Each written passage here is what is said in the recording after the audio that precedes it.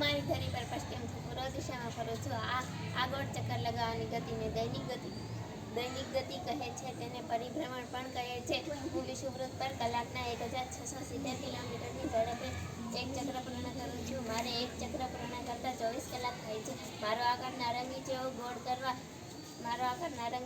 ગોળ કરવા આ ગતિ મહત્વનો ભાગ ભજવે છે.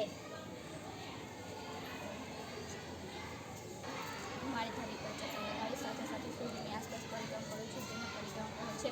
મારે આ પરિક્રમ પૂરી કરતાં લગભગ 365 દિવસ લાગે છે. આ સમયગાળાને 1 વર્ષ કહે છે. સૂર્યની આસપાસ ચક્કર લગાવું છું.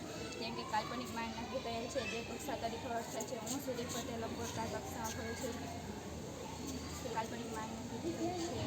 તેના મનના કારણે ઋતુઓ થાય છે અને રાત દિવસ લાંબા ટૂંકા થાય છે.